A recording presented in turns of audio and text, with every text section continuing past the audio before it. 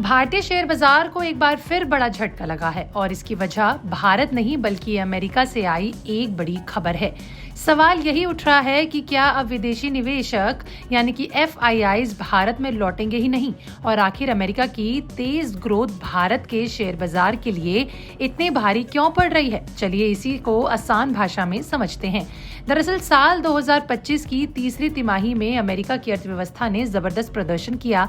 अमेरिकी GDP 4.3% की सालाना रफ्तार से बढ़ी, जो पिछले 2 सालों में सबसे तेज है। अमेरिका में लोग खुलकर खर्च कर रहे हैं, सरकार का खर्च मजबूत बना हुआ है और एक्सपोर्टर्स ने पूरी दुनिया को चौंका दिया है। इस मजबूत ग्रोथ ने ग्लोबल निवेशकों का भरोसा अमेरिका पर और ज्यादा बढ़ा दिया है। अब यहीं से कहानी भारत के लिए मुश्किल हो जाती है। जब अमेरिका जैसे बड़ी अर्थव्यवस्था तेजी से बढ़ती है तो वहां के शेयर और बॉन्ड ज्यादा सुरक्षित और आकर्षक दिखने लगते हैं। ग्लोबल निवेशक सोचते हैं कि अगर अमेरिका में कम रिस्क के साथ अच्छा रिटर्न मिल रहा है तो भारत जैसे उभरते बाजारों में पैसा क्यों लगाया जाए। नतीजा ये हुआ कि निवेश की दिशा बदल गई और पैसा अमेरिका की तरफ जाने लगा। मजबूत अमेरिकी ग्रोथ का सबसे बड़ा असर ब्याज दरों पर पड़ा है। अमेरिका में महंगाई अभी पूरी तरह काबू में नहीं आई है और लेबर मार्केट में भी ठंडा पड़ा हुआ है। नौकरियां मजबूत हैं, वेतन दबाव बना हुआ है। ऐसे में US फेडरल रिजर्व पर ब्याज दरें जल्दी घटाने का कोई दबाव नहीं है। मतलब साफ है कि रेट कट में देरी होगी। यही वजह है कि अमेरिकी बॉन्ड यील्ड्स ऊंचे स्तर पर बनी हुई है। 2 साल की ट्रेजरी यील्ड्स यानी 3.5% से ऊपर है, जो ये संकेत देती है कि डॉलर में रिटर्न अभी भी काफी आकर्षक है। भले ही राष्ट्रपति डोनाल्ड ट्रंप बार बार ये कह रहे हों कि वे ऐसे फेड चेयर चाहते हैं जो मार्केट अच्छा होने पर दरें घटाएं और मौजूदा चेयरमैन जेरोम पावेल को बदलने की बातें भी सामने आई हैं, लेकिन बॉन्ड मार्केट इन संकेतों पर भरोसा करता नहीं दिख रहा। भारत के लिए हालात इसलिए और जटिल हो जाते हैं क्योंकि रुपया भी दबाव में है। डॉलर के मुकाबले रुपया हाल ही में 91.07 के रिकॉर्ड निचले स्तर पर पहुंच गया। हालांकि वहां से थोड़ी रिकवरी जरूर आई, लेकिन करेंसी अब भी अस्थिर बनी हुई है। कमजोर रुपया एक्सपोर्टर्स और पॉलिसी मेकर्स के लिए कुछ बेहद हद तक राहत दे रहे हैं, खासकर तब जब भारत अमेरिका ट्रेड डील अभी भी अधर में है। लेकिन विदेशी निवेशकों के लिए कमजोर रुपया सीधा नुकसान है। निवेशक ऐसे देखते हैं कि शेयर से मुनाफा हुआ, लेकिन अगर रुपया गिर गया तो डॉलर में रिटर्न कम हो गया।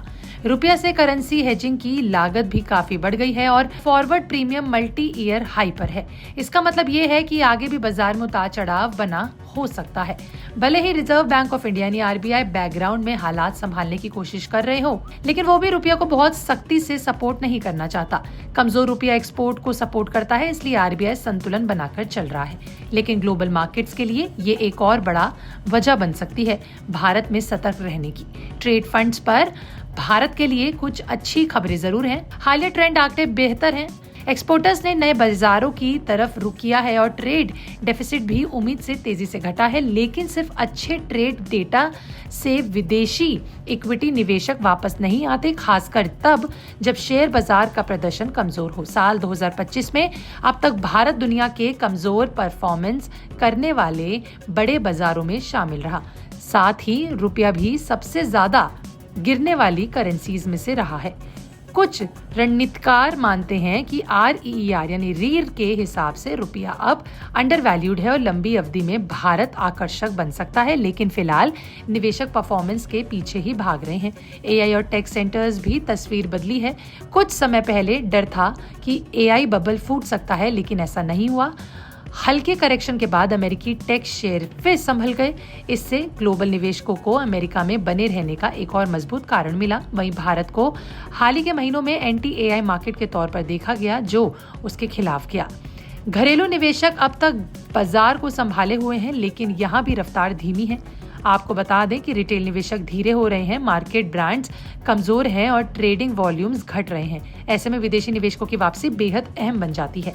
आपको बता दें कि फ्लो डेटा इस पूरी कहानी को साफ कर देता है। साल 2025 में अब तक विदेशी पोर्टफोलियो निवेशकों ने भारतीय शेयर बाजार में करीबन 1.6 लाख करोड़ रुपए की बिकवाली की, जो किसी भी साल का सबसे बड़ा आंकड़ा है। JP मॉर्गन बॉन्ड्स इंडेक्स में भारत की एंट्री से जिस बड़े फ्लो की उम्मीद थी, वह भी फिलहाल फीका पड़ा है।